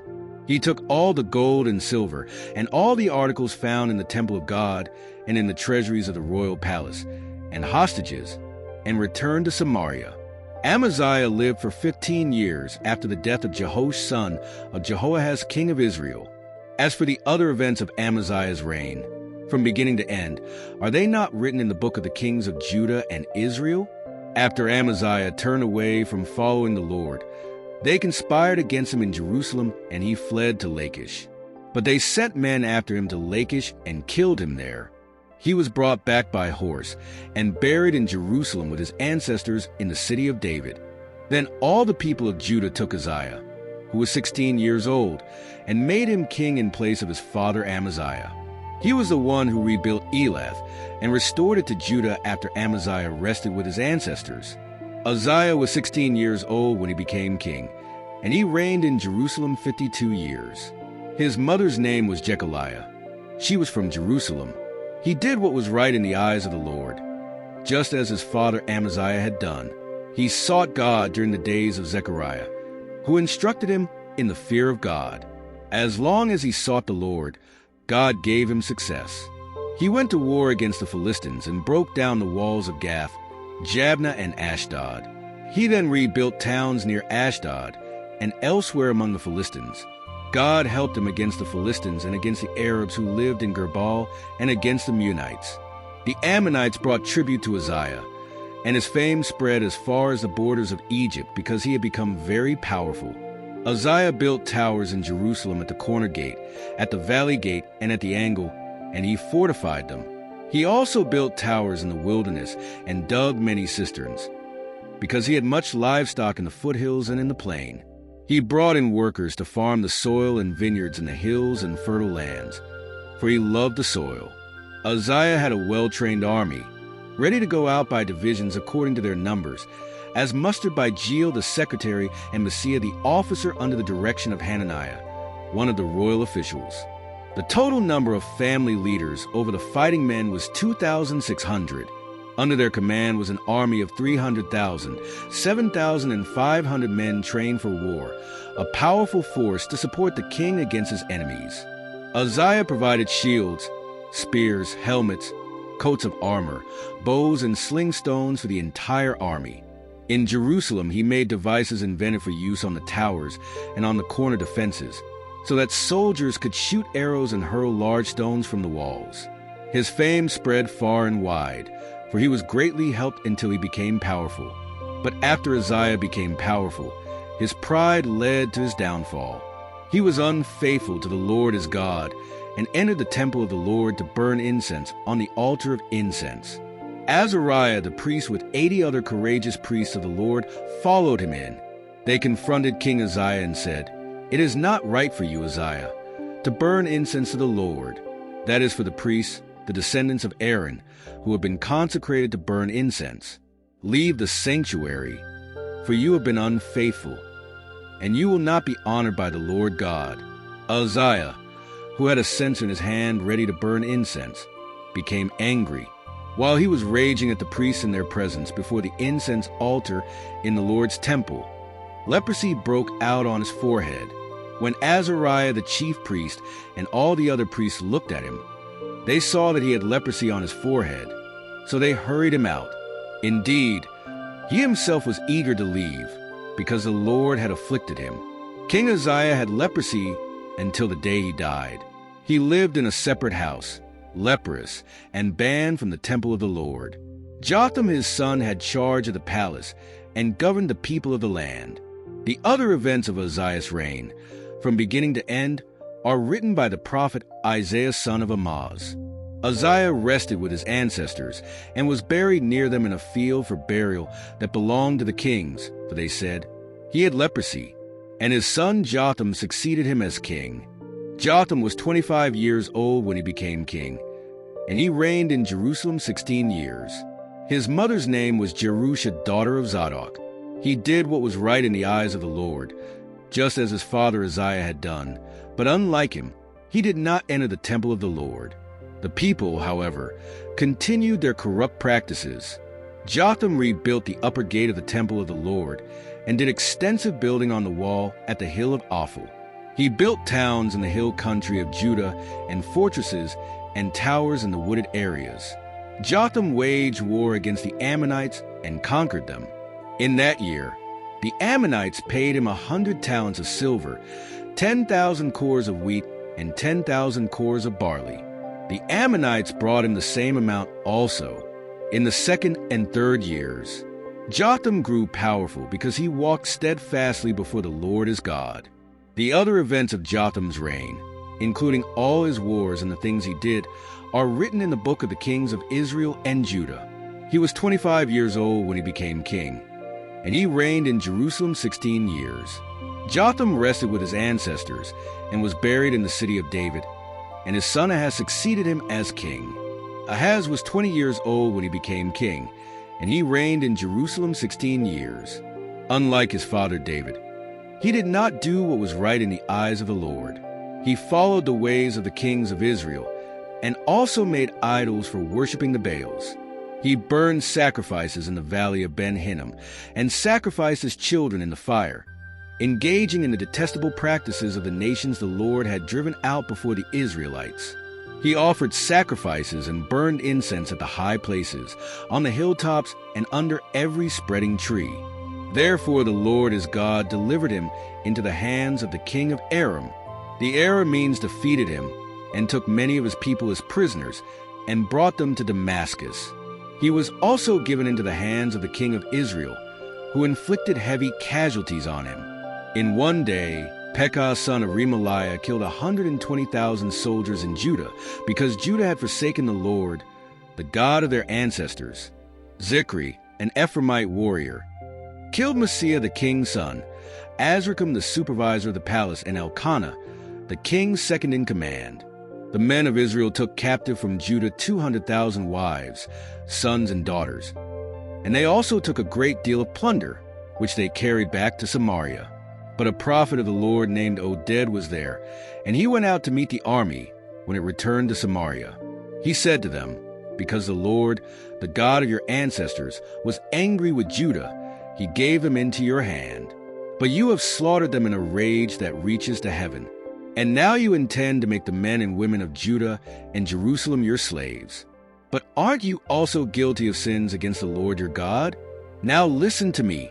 Send back your fellow Israelites you have taken as prisoners, for the Lord's fierce anger rests on you." Then some of the leaders of Ephraim, Azariah son of Johanan, Berechiah son of Meshillemoth, Jehizkiah son of Shallum, and Amasa son of Hadlai, stood up against those who were arriving from the war. They said to them, "You must not bring those prisoners here, or we will be guilty before the Lord. Do you intend to add to our sin and guilt? For our guilt is already great, and his fierce anger is on Israel." So the soldiers gave up the prisoners and plunder in the presence of the officials and all the assembly. The men designated by name took the prisoners and gave them clothes, sandals, and provisions. They provided them with food and drink, and all the necessary supplies. They then took them back to their fellow Israelites at Jericho, the city of palms, and returned to Samaria. At that time King Ahaz sent to the kings of Assyria for help. The Edomites had again come and attacked Judah and carried away prisoners. The Philistines had raided towns in the foothills and in the Negev of Judah. They had taken Beth Shemesh, Aijalon, and Gederoth, as well as Soko, Timnah, and Gimzo, with their surrounding villages. The Lord had humbled Judah because of Ahaz king of Israel, for he had promoted wickedness in Judah and had been very unfaithful to the Lord. Tiglath-Pileser king of Assyria came to him, but he gave him trouble instead of help. Ahaz took some of the things from the temple of God and from the royal palace and from the officials, and gave them to the king of Assyria, but that did not help him. In his time of trouble, King Ahaz became even more unfaithful to the Lord. He offered sacrifices to the gods of Damascus, who had defeated him. For he thought, "Since the gods of the kings of Aram have helped them, I will sacrifice to them so they will help me." But they were his downfall and the downfall of all Israel. Ahaz gathered together the furnishings from the temple of God and cut them in pieces. He shut the doors of the Lord's temple and set up altars at every street corner in Jerusalem. In every town in Judah he built high places to burn sacrifices to other gods and arouse the anger of the Lord, the God of his ancestors. The other events of his reign and all his ways, from beginning to end, are written in the book of the kings of Judah and Israel. Ahaz rested with his ancestors and was buried in the city of David, and Hezekiah his son succeeded him as king. Ahaz was 20 years old when he became king, and he reigned in Jerusalem 16 years. Unlike his father David, he did not do what was right in the eyes of the Lord. He followed the ways of the kings of Israel and also made idols for worshiping the Baals. He burned sacrifices in the valley of Ben Hinnom and sacrificed his children in the fire, engaging in the detestable practices of the nations the Lord had driven out before the Israelites. He offered sacrifices and burned incense at the high places, on the hilltops and under every spreading tree. Therefore the Lord his God delivered him into the hands of the king of Aram. The Arameans defeated him and took many of his people as prisoners and brought them to Damascus. He was also given into the hands of the king of Israel, who inflicted their ancestors. Zikri, an Ephraimite warrior, killed Messiah the king's son, Azrikam the supervisor of the palace, and Elkanah, the king's second in command. The men of Israel took captive from Judah 200,000 wives, sons, and daughters.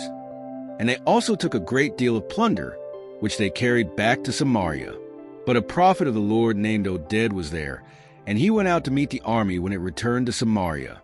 He said to them, "Because the Lord, the God of your ancestors, was angry with Judah, he gave them into your hand. But you have slaughtered them in a rage that reaches to heaven. And now you intend to make the men and women of Judah and Jerusalem your slaves. But aren't you also guilty of sins against the Lord your God? Now listen to me.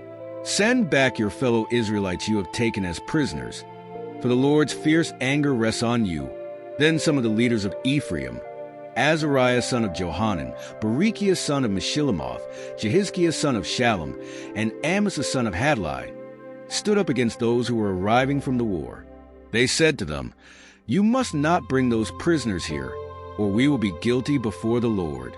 Do you intend to add to our sin and guilt? For our guilt is already great, and his fierce anger is on Israel." So the soldiers gave up the prisoners and plunder in the presence of the officials and all the assembly. The men designated by name took the prisoners and gave them clothes, sandals, and provisions. They provided them with food and drink and all the necessary supplies. They then took them back to their fellow Israelites at Jericho, the city of palms, and returned to Samaria. At that time King Ahaz sent to the kings of Assyria for help. The Edomites had again come and attacked Judah and carried away prisoners. The Philistines had raided towns in the foothills and in the Negev of Judah. They had taken Beth Shemesh, Aijalon, and Gederoth, as well as Soko, Timnah, and Gimzo, with their surrounding villages. The Lord had humbled Judah because of Ahaz king of Israel, for he had promoted wickedness in Judah and had been very unfaithful to the Lord. Tiglath-Pileser king of Assyria came to him, but he gave him trouble instead of help. Ahaz took some of the things from the temple of God and from the royal palace and from the officials and gave them to the king of Assyria, but that did not help him. In his time of trouble, Jerusalem decided to celebrate the Passover in the second month. They could not celebrate it at the appointed time, because not enough priests had consecrated themselves and the people had not assembled in Jerusalem. The plan seemed right both to the king and to the whole assembly. They decided to send a proclamation throughout Israel from Beersheba to Dan, calling the people to come to Jerusalem and celebrate the Passover to the Lord, the God of Israel. The Israelites had not celebrated it in large numbers as prescribed.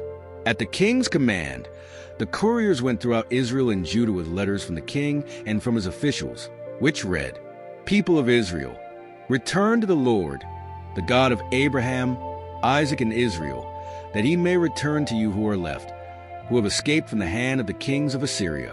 Do not be like your parents and your fellow Israelites, who were unfaithful to the Lord, the God of their ancestors, so that he made them an object of horror as you see.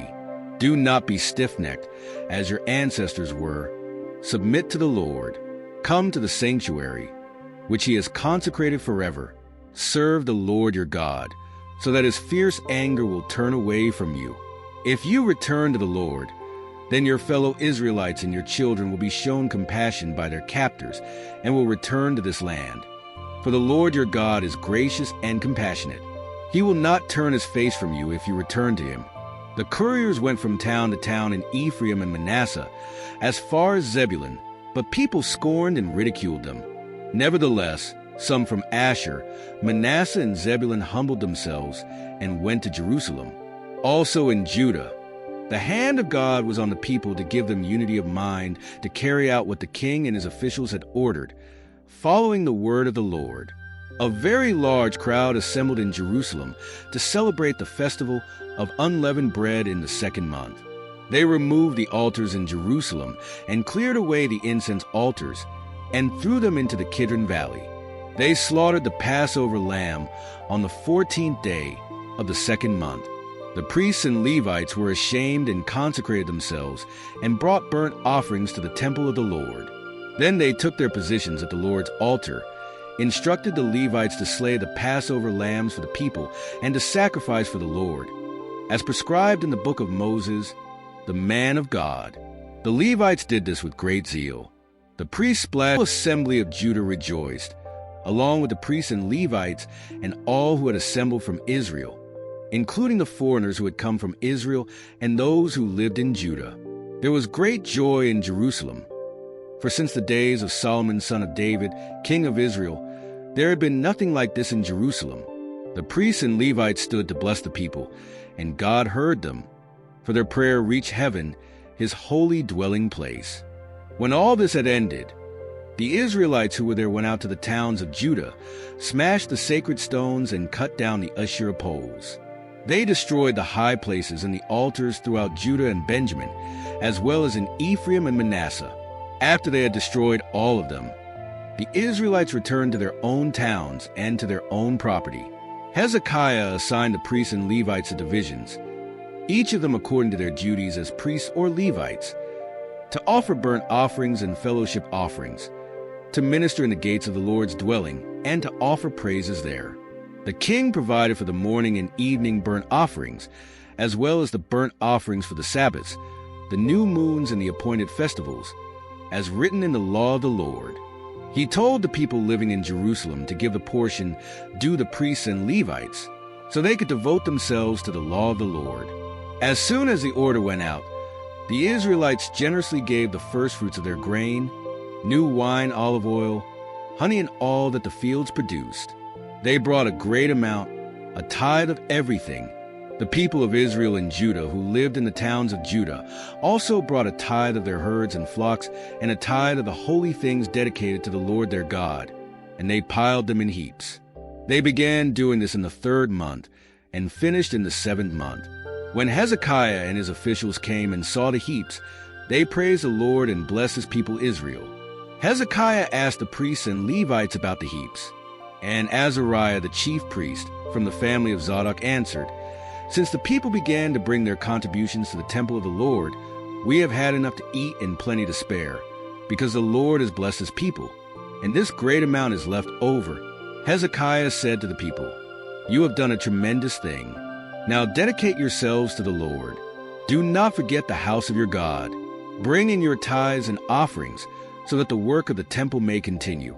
He appointed the divisions of the priests and the Levites to their duties, and each of them was to give their offerings and contributions as laid down in the law of the Lord. In addition, Hezekiah told the people to celebrate the Passover each year in the month of Abib, as prescribed in the law of Moses. The other events of Hezekiah's reign and his acts of devotion are written in the vision of the prophet Isaiah son of Amoz, and in the book of the kings of Judah and Israel. Hezekiah rested with his ancestors, and he was buried on the hill where the tombs of David's descendants are. All Judah and the people of Jerusalem honored him when he died. His son Manasseh succeeded him as king. After all that Hezekiah had so faithfully done, Sennacherib king of Assyria came and invaded Judah. He laid siege to the fortified cities, thinking to conquer them for himself. When Hezekiah saw that Sennacherib had come and that he intended to wage war against Jerusalem, he consulted with his officials and military staff about blocking off the water from the springs outside the city, and they helped him. A large crowd of people assembled, and they blocked all the springs and the stream that flowed through the land. "Why should the kings of Assyria come and find plenty of water?" they said. Then he worked hard repairing all the broken sections of the wall and building towers on it. He built another wall outside that one and reinforced the supporting terraces of the city of David. He made large numbers of weapons and shields. He appointed military officers over the people and assembled them before him in the square at the city gate and encouraged them with these words, "Be strong and courageous. Do not be afraid or discouraged because of the king of Assyria and the vast army with you. For there is a greater power with us than with him. With him is only the arm of flesh. But with us is the Lord our God to help us and to fight our battles." And the people gained confidence from what Hezekiah the king of Judah said. Later, the king of Assyria sent his officials to Jerusalem with this message for Hezekiah and for the people of Judah who were there. This is what Sennacherib king of Assyria says. On what are you basing your confidence that you remain in Jerusalem under siege? When Hezekiah says, "The Lord our God will save us from the hand of the king of Assyria," he is misleading you to let you die of hunger and thirst. Did not Hezekiah himself remove this God's high place as an altar, saying to Judah and Jerusalem, "You must worship before one altar and burn sacrifices on it"? Do you not know what I and my predecessors have done to all the peoples of the other lands? Were the gods of those nations ever able to deliver their lands from my hand? Who of all the gods of these nations that my predecessors destroyed has been able to save his people from me? How then can your God deliver you from my hand? Now do not let Hezekiah deceive you or mislead you like this. Do not believe him.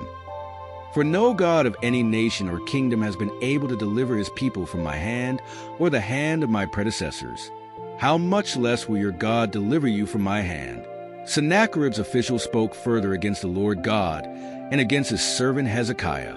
The king also wrote letters ridiculing the Lord, the God of Israel, and he said this against him: "Just as the gods of the nations of other lands did not rescue their people from my hand, so the God of Hezekiah will not rescue his people from my hand."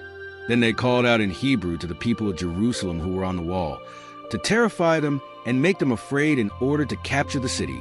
They said this: "Tell Hezekiah, this is what the great king of Assyria says. Do not let the God you depend on deceive you when he says, 'Jerusalem will not be handed over to the king of Assyria.' Surely you have heard what the kings of Assyria have done to all the countries, destroying them completely. And will you be delivered? Did the gods of the nations that were destroyed by my predecessors deliver them? The gods of Gozan, Haran, Respah, and the people of Eden who were in Tel Assar? Where are the kings of Hamath, Arpad, and the kings of Lair, Sepharvaim, and Hena, and Ivah?" Hezekiah received the letter from the messengers and read it. Then he went up to the temple of the Lord and spread it out before the Lord.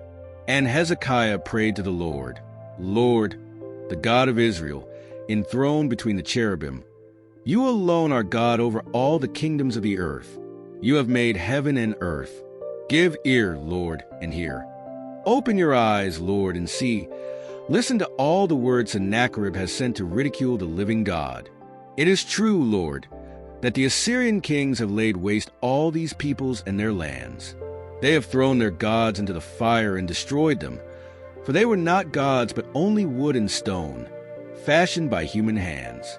Now, Lord our God, deliver us from his hand, so that all the kingdoms of the earth may know that you, Lord, are the only God."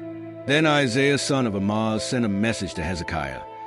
"This is what the Lord, the God of Israel, says: I have heard your prayer concerning Sennacherib king of Assyria. This is the word that the Lord has spoken against him. Virgin daughter Zion despises you and mocks you. Daughter Jerusalem tosses her head as you flee. Who is it you have ridiculed and blasphemed? Against whom have you raised your voice and lifted your eyes in pride?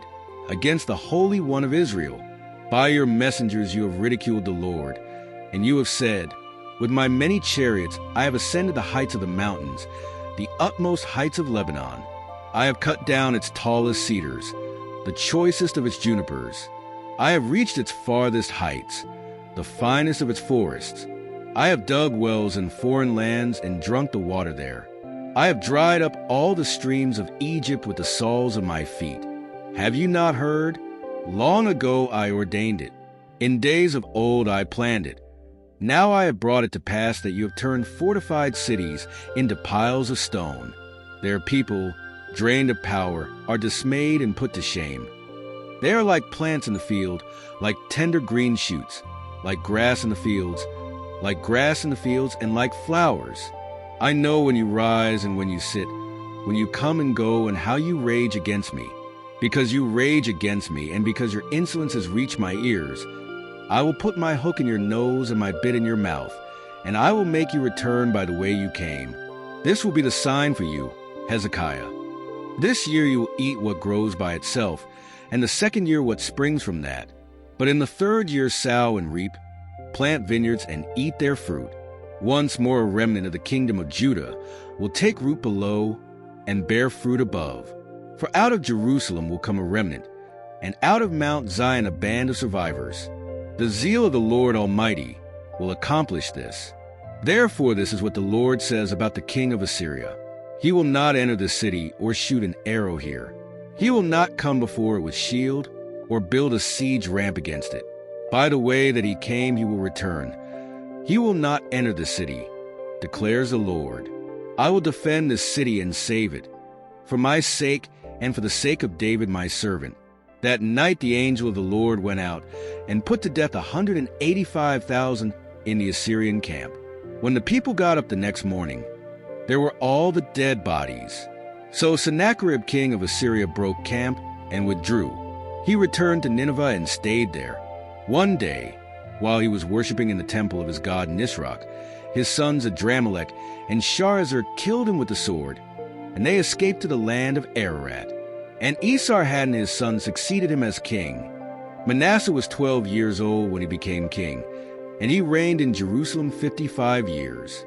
He did evil in the eyes of the Lord, following the detestable practices of the nations the Lord had driven out before the Israelites. He rebuilt the high places his father Hezekiah had demolished. He also erected altars to the Baals and made Asherah poles. He bowed down to all the starry hosts and worshipped them. He built altars in the temple of the Lord, of which the Lord had said, "My name will remain in Jerusalem forever." In the two courts of the temple of the Lord, he built altars to all the starry hosts. He sacrificed his children in the fire in the valley of Ben-Hinnom, practiced divination, sought omens, and consulted mediums and spiritists. He did much evil in the eyes of the Lord, arousing his anger. He took the carved image he had made and put it in God's temple, of which God had said to David and to his son Solomon, "In this temple and in Jerusalem, which I have chosen out of all the tribes of Israel, I will put my name forever. I will not again make the feet of the Israelites leave the land I gave to their ancestors, if only they will be careful to do everything I commanded them concerning all the laws, decrees, and regulations given through Moses." But Manasseh led Judah and the people of Jerusalem astray, so that they did more evil than the nations the Lord had destroyed before the Israelites.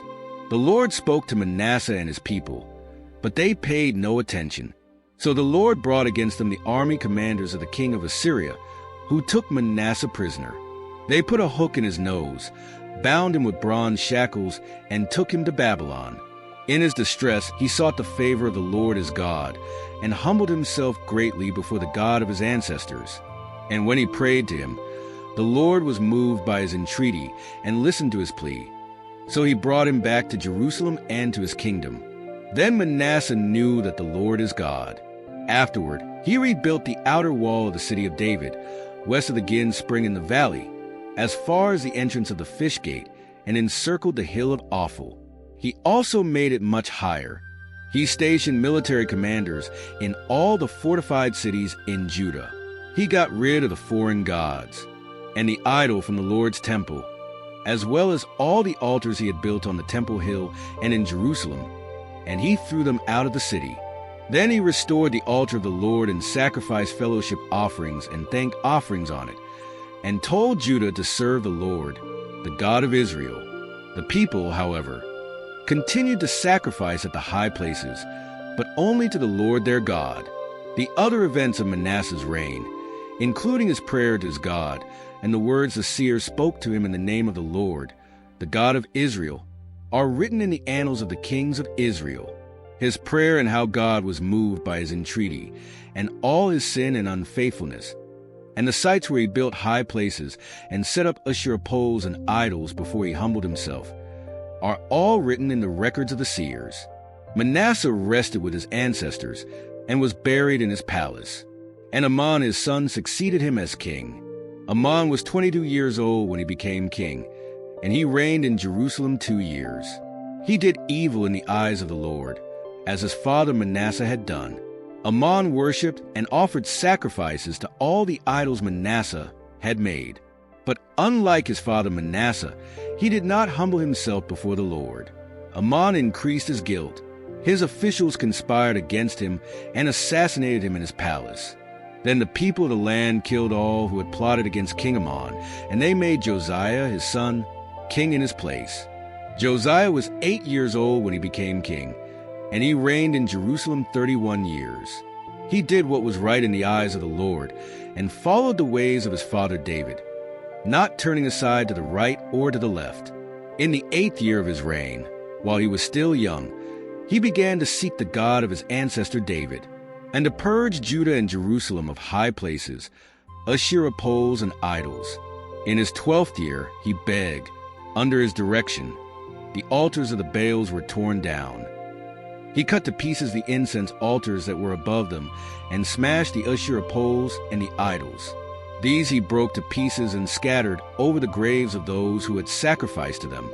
He burned the bones of the priests on their altars.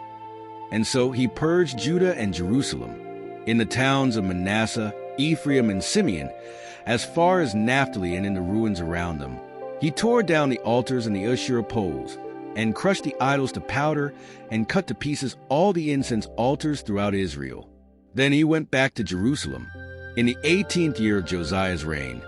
To purify the land and the temple, he sent Shaphan son of Azaliah, and Maaseiah the ruler of the city, with Joah son of Joahaz the recorder, to repair the temple of the Lord his God. They went to Hilkiah the high priest, and gave him the money that had been brought into the temple of God, which the Levites, who were the gatekeepers, had collected from the people of Manasseh, Ephraim, and the entire remnant of Israel, and from all the people of Judah and Benjamin, and the inhabitants of Jerusalem. Then they entrusted it to the men appointed to supervise the work on the Lord's temple. They paid the workers who repaired and restored the temple. They also gave money to the carpenters, and Levites descended from Merari, and Zechariah and Meshullam descended from Kohath. The Levites, all who were skilled in playing musical instruments, had charge of the laborers and supervised all the workers from job to job. Some of the Levites were secretaries, scribes, and gatekeepers. While they were bringing out the money that had been taken into the temple of the Lord, Hilkiah the priest found the book of the law of the Lord that had been given through Moses. Hilkiah said to Shaphan the secretary, "I have found the book of the law in the temple of the Lord." He gave it to Shaphan. Then Shaphan took the book to the king and reported to him, "Your officials are doing everything that has been assigned to them. They have paid out the money that was in the temple of the Lord, and have entrusted it to the supervisors and the workers." Shaphan the secretary informed the king, "Hilkiah the priest has given me a book." And Shaphan read from it in the presence of the king. When the king heard the words of the law, he tore his robes. He gave these orders to Hilkiah and to Ahikam son of Shaphan, Abdon son of Micah, Shaphan the secretary, and Asaiah the king's attendant. "Go and inquire of the Lord for me and for the remnant in Israel and Judah about what is written in this book that has been found. Great is the Lord's anger that is poured out on us, because those who have gone before us have not kept the word of the Lord. They have not acted in accordance with all that is written in this book." Hilkiah and those the king had sent with him went to speak to the prophet Huldah, who was the wife of Shallum son of Toketh, the son of Harez, keeper of the wardrobe. She lived in Jerusalem in the 2nd district. She said to them, "This is what the Lord, the God of Israel, says. Tell the man who sent you to me, this is what the Lord says. I am going to bring disaster on this place and its people, the disasters described in the book the king of Judah has read. Because they have forsaken me and burned incense to other gods and aroused my anger by all the idols their hands have made, my anger will be poured out on this place and will not be quenched. Tell the king of Judah, who sent you to inquire of the Lord, this is what the Lord, the God of Israel, says concerning the words you heard. Because your heart was responsive and you humbled yourself before God when you heard what he spoke against this place and its people, and because you humbled yourself before me and tore your robes, and wept in my presence. I have heard you, declares the Lord. Now I will gather you to your ancestors, and you will be buried in peace. Your eyes will not see all the disaster I am going to bring on this place, and those who live here." So they took her answer back to the king. Then the king called together all the elders of Judah and Jerusalem. He went up to the temple of the Lord with the people of Judah, the inhabitants of Jerusalem, the priests and the Levites, all the people from the least to the greatest. He read in their hearing all the words of the book of the covenant, which had been found in the temple of the Lord. The king stood by his pillar and renewed the covenant in the presence of the Lord, to follow the Lord and keep his commands, statutes, and decrees with all his heart and all his soul, and to obey the words of the covenant written in this book. Then he had everyone in Jerusalem and Benjamin pledge themselves to it. The people of Jerusalem did this in accordance with the covenant of God, the God of their ancestors. Josiah removed all the detestable idols from all the territory belonging to the Israelites, and had all who were present in Israel serve the Lord their God. As long as he lived, they did not fail to follow the Lord, the God of their ancestors. Josiah celebrated the Passover to the Lord in Jerusalem, and the Passover lamb was slaughtered on the 14th day of the first month. He appointed the priests to their duties and encouraged them in the service of the Lord's temple. He said to the Levites who instructed all Israel and who had been consecrated to the Lord, "Put the sacred ark in the temple that Solomon son of David king of Israel built. It is not to be carried about on your shoulders. Now serve the Lord your God and his people Israel. Prepare yourselves by families in your divisions, according to the instructions written by David king of Israel and by his son Solomon. Stand in the holy place with a group of Levites for each subdivision of the family heads of your fellow Israelites. Slaughter the Passover lambs. Consecrate yourselves and prepare the lambs for your fellow Israelites, doing what the Lord commanded through Moses." Josiah provided for all the laypeople, who were there a total of 30,000 lambs and goats for the Passover offerings, and also 3,000 cattle, all from the king's own possessions. The officials also contributed willingly to the people and the priests and Levites: Hilkiah, Zephaniah, and Jeiel, the chief officials of the temple, gave the priests 2,600 Passover lambs and goats and 300 cattle. The Levites had prepared the Passover for the laypeople and their fellow Levites. So the service was arranged, and the priests stood in their places with the Levites as written in the book of Moses. They did the same with the cattle. They roasted the Passover lambs over the fire as prescribed, and they boiled the holy offerings in pots, cauldrons, and pans, and served them quickly to all the laypeople. Afterward, they made preparations for themselves and for the priests, because the priests, the descendants of Aaron, were sacrificing the burnt offerings and the fat portions until nightfall. So the Levites made preparations for themselves and for the priests, the descendants of Aaron. The musicians, the descendants of Asaph, were in their places as prescribed by David, Asaph, Heman, and Jeduthun, the king's seer. The gatekeepers at each gate did not have to leave their posts because their fellow Levites made the preparations for them. So at that time, the entire service of the Lord was carried out for the celebration of the Passover and the offering of burnt offerings on the altar of the Lord, as King Josiah had ordered. The Israelites who were present celebrated the Passover at that time and observed the festival of unleavened bread for 7 days. The Passover had not been observed like this in Israel since the days of the prophet Samuel, and none of the kings of Israel had ever observed it like Josiah did. With the priests, the Levites, all Judah and Israel, who were there with the people of Jerusalem. This Passover was celebrated in the 18th year of Josiah's reign. After all this, when Josiah had set the temple in order, Necho, king of Egypt, went up to fight at Carchemish on the Euphrates, and Josiah marched out to meet him in battle. But Necho sent messengers to him, saying, "What quarrel is there, king of Judah, between you and me? It is not you I am attacking at this time, but the house with which I am at war. God has told me to hurry. So stop opposing God, who is with me, or he will destroy you." Josiah, however, did not turn away from him, but disguised himself to engage him in battle. He would not listen to what Necho had said at God's command, but went to fight him on the plain of Megiddo. Archers shot King Josiah, and he told his officers, "Take me away. I am badly wounded." So they took him out of his chariot, put him in his other chariot, and brought him to Jerusalem, where he died. He was buried in the tombs of his ancestors, and all Judah and Jerusalem mourned for him. Jeremiah composed laments for Josiah, and to this day all the male and female singers commemorate Josiah in the laments. These became a tradition in Israel and are written in the laments. The other events of Josiah's reign and his acts of devotion, according to what is written in the law of the Lord. All the events, from beginning to end, are written in the book of the kings of Israel and Judah. Josiah was succeeded by his son Jehoahaz, who was 23 years old when he became king, and he reigned in Jerusalem 3 months. The king of Egypt made Eliakim, another son of Josiah, king in Judah and Jerusalem, and changed Eliakim's name to Jehoiakim. But he took Jehoahaz and carried him off to Egypt, where he died.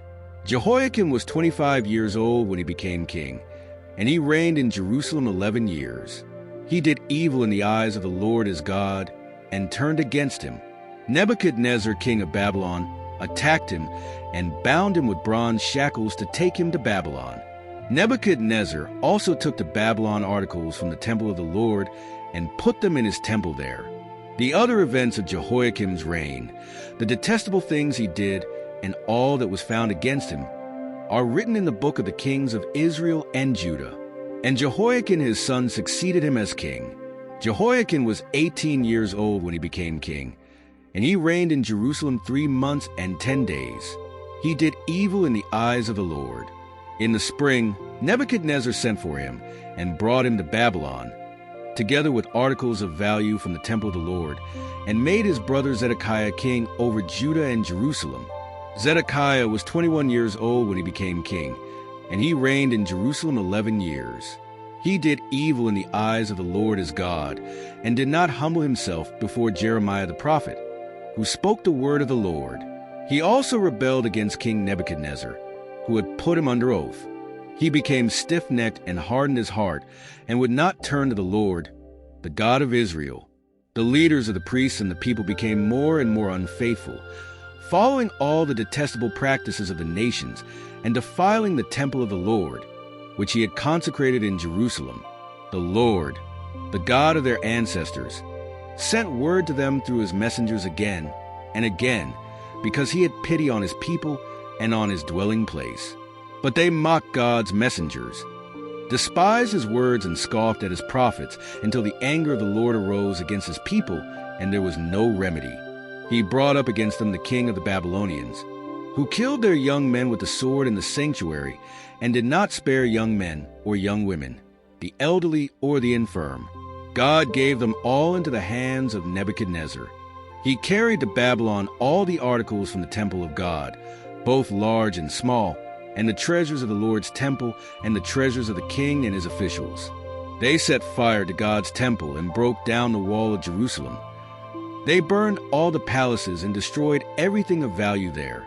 He carried into exile to Babylon the remnant, who escaped from the sword, and they became servants to him and his successors until the kingdom of Persia came to power. The land enjoyed its Sabbath rest. All the time of its desolation it rested, until the 70 years were completed in fulfillment of the word of the Lord spoken by Jeremiah. In the first year of Cyrus king of Persia, in order to fulfill the word of the Lord spoken by Jeremiah, the Lord moved the heart of Cyrus king of Persia to make a proclamation throughout his realm and to put it in writing. This is what Cyrus king of Persia says: "The Lord, the God of heaven, has given me all the kingdoms of the earth, and he has appointed me to build a temple for him at Jerusalem in Judah. Any of his people among you may go up, and may the Lord their God be with them.